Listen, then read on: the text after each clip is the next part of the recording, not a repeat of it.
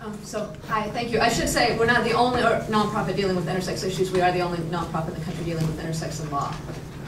Just to specify, there are a number of community organizations doing really great work out there. And when I started this project, dealing with intersex issues in law, I really didn't expect to be working at all in the immigration and asylum context. I know very little about immigration law. We're a domestic legal organization, and I just didn't expect it. But we are also the only organization that does anything with intersex and law. And so when intersex people who were asylees or refugees came to people all over the country, they came to us for information. And so I'm beginning to develop some expertise. I didn't expect to be dealing with these cases, but I am. And one of the things I want to point out to start with is that there's no even map of human rights abuses against intersex people. It's really varied. It's really spread out around the world. It really depends on a person's individual circumstances. So some of the stories that I hear from people in the asylum and refugee context are also stories that I hear domestically when we're talking about intersex children. So for example, in this country, we're dealing with issues of unethical human medical experimentation. We're dealing with issues of non-consensual surgery. We're dealing with surgical techniques that look like what America calls female genital mutilation when it's done in other countries. When it's done in this country to intersex children of very similar techniques, it's just called surgery. Define intersex. I'm getting there. I will define intersex before I go far.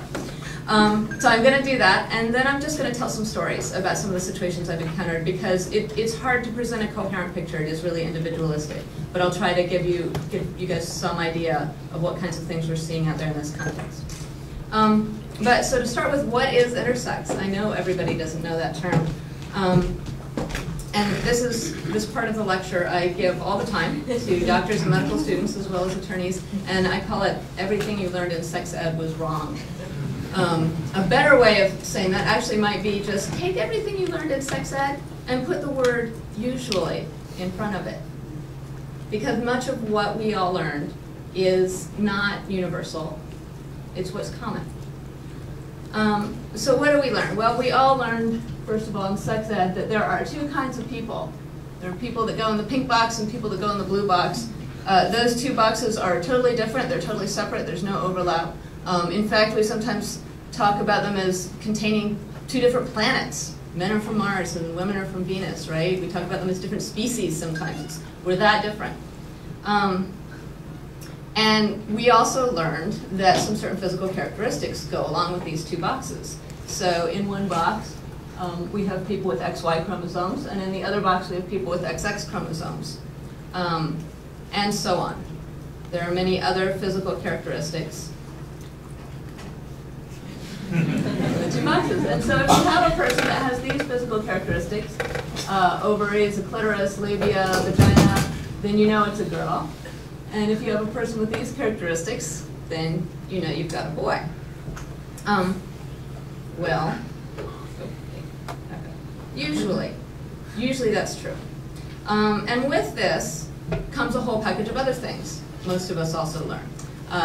If you're in the boy box, you get a male gender identity, you grow up to be a man and you're attracted to women. And if you're in the female box, you get a female gender identity, you grow up to be a woman and you're attracted to men. Now, usually, right?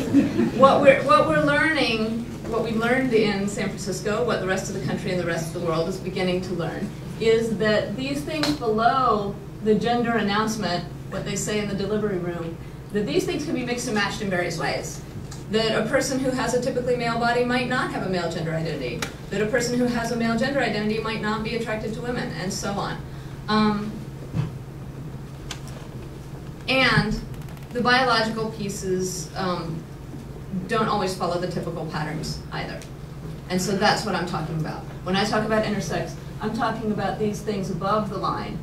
And I'm saying that just like our aspects of behavior can vary and don't just fall into two camps, the physical characteristics also don't fall clearly into two camps.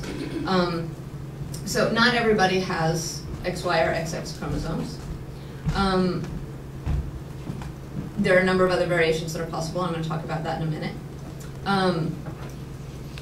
There's a reason why I have these characteristics sort of paired up the way that I do. When a fetus is developing in the womb, first of all, when they start, there's no sex differentiation, right? We all start as a little ball of cells. You can't look at the little ball of cells and tell one's a boy and one's a girl. And then those balls of cells grow and differentiate and grow different body parts. A nose appears, ears grow, genitals grow. And the genitals, the male and female genitals, develop from the same set of tissue in an embryo. So the same tissue either grows to be testes or it grows to be ovaries in response to hormonal signals in the developing fetus. Or they grow to be sometimes ovotestes that have tissue from both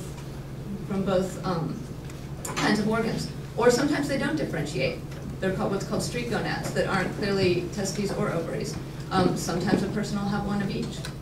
Similarly, the tissue that either grows to be a penis or grows to be a clitoris grows in response to hormonal signals. So, this is often one of the things we talk about when we talk about intersex. One of the things that's really hard for people to imagine is, how can you not tell a boy from a girl? It's all so obvious. It's all so easy. But actually, when you think about it, we have these parts that are analogous and that are really when they develop typically in the uterus, are easy to tell the difference, but when they develop atypically, sometimes aren't. So you have this tissue that, if it gets a lot of androgens in utero, is going to grow and look like a penis, and if it doesn't get a lot of androgens in utero, it's going to stay small and look like a clitoris. Or sometimes you get something in between. Sometimes you get something that some doctors might call a micropenis. Sometimes you get something that doctors might call a megaclitoris or a clitoromegaly. And those two terms can be applied to the same body part, depending on what doctor's talking about it. The same tissue either grows to be a scrotum or it grows to be labia. Or sometimes it's a scrotum that doesn't completely close up, and there's a division there that can look like a vagina. Or sometimes it's what doctors call scrotalized labia, where the labia are very enlarged and it can almost look like a scrotum. So these are all the different ways that things can develop. These last two sets of internal organs actually grow from different kinds of tissue, but all fetuses originally have the potential to have either set. And again, in response to hormonal signals, one or the other will develop.